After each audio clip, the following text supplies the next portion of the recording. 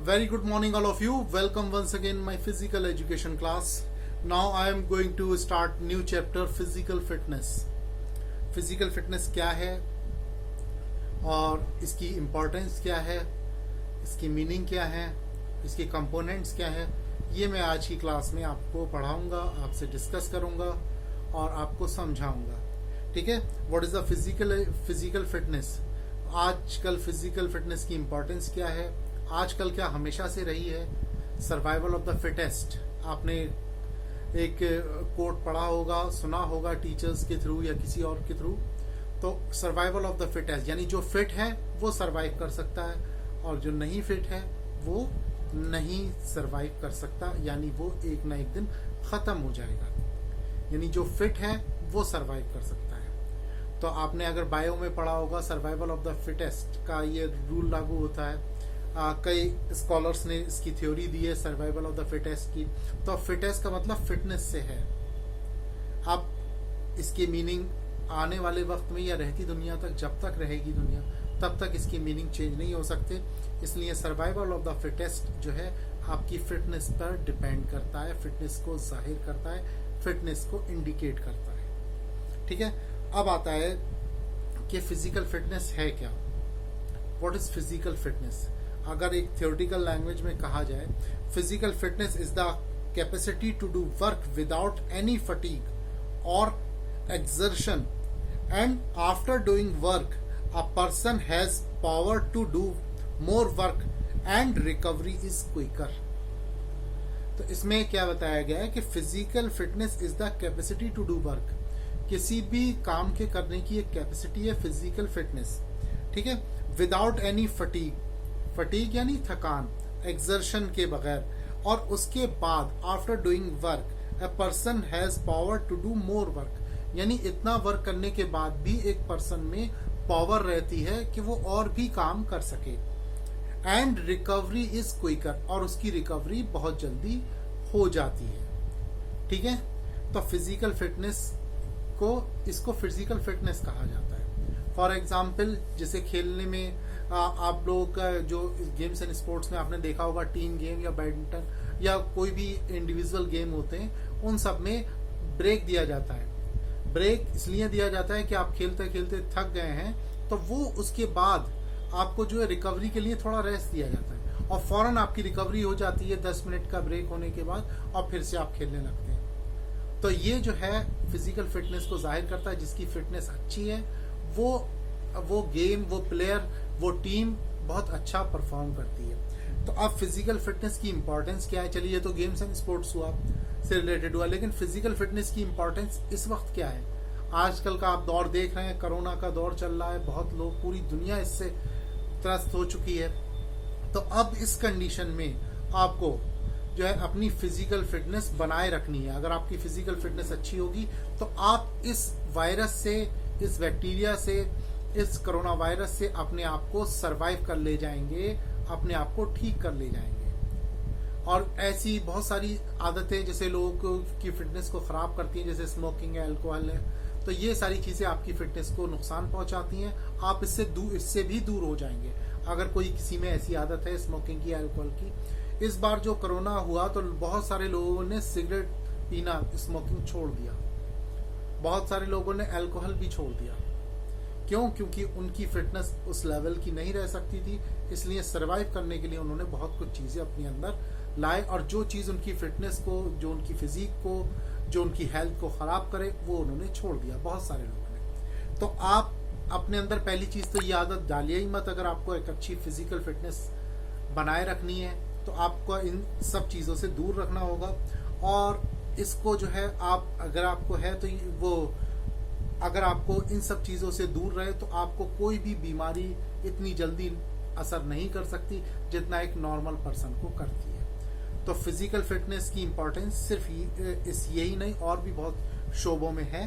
तो आपको मैं स्टेप बाय स्टेप बताने जा रहा हूँ इंपॉर्टेंस ऑफ फिजिकल फिटनेस.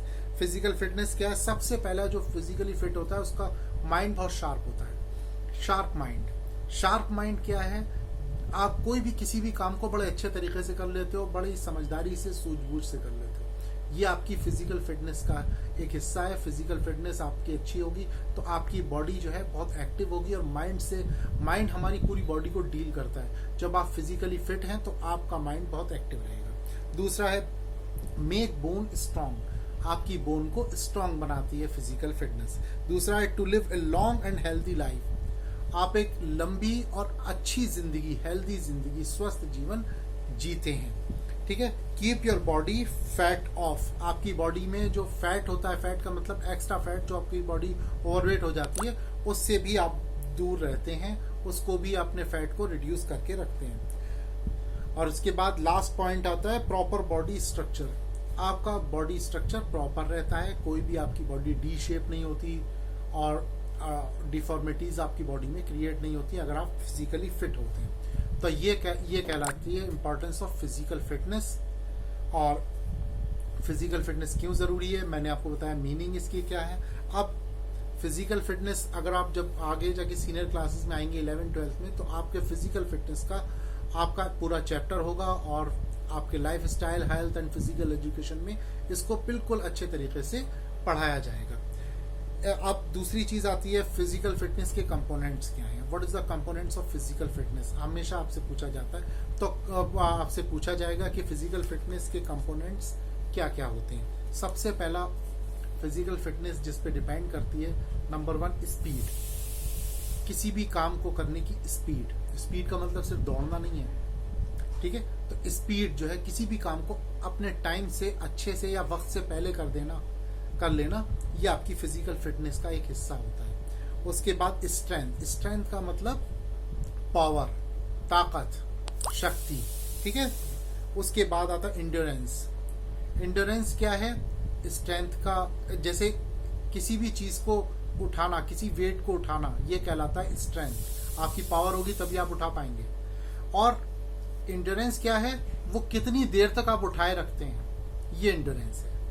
तो इसमें फिजिकल फिटनेस में आपको वजन नहीं उठाना होता ज्यादा, आपका मतलब है किसी भी काम को आप कितने अच्छे तरीके से कर लेते हैं, कितने परफेक्शन से करते हैं, अगर आपकी फिटनेस अच्छी होगी, और कितनी देर तक आप नहीं थकते, ये आपकी इंड्योरेंस है, ठीक है। उसके बाद आता है फ्लेक्सिबिलिटी। फ्लेक्सिबिलिटी, बॉडी में लचीलापन होना बहुत जरूरी है। अच्छी फिटनेस के लिए फ्लेक्सिबिलिटी बहुत जरूरी है।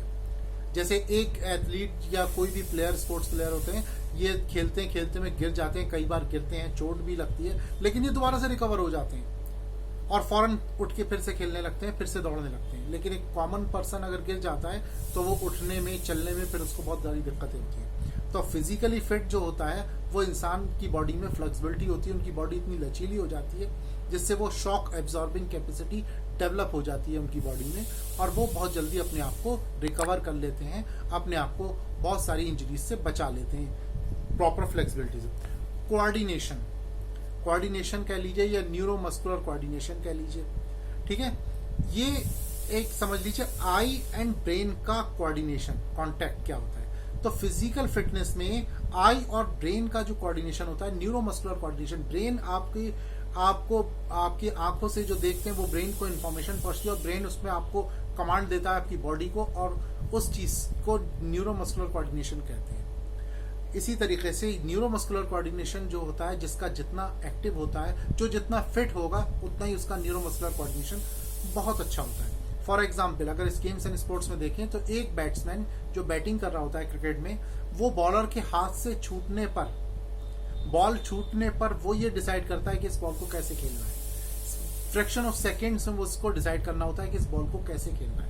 यानी क्विक डिसीजन मेकिंग कैपेसिटी जो है अच्छे न्यूरोमस्कुलर कोऑर्डिनेशन से आती है।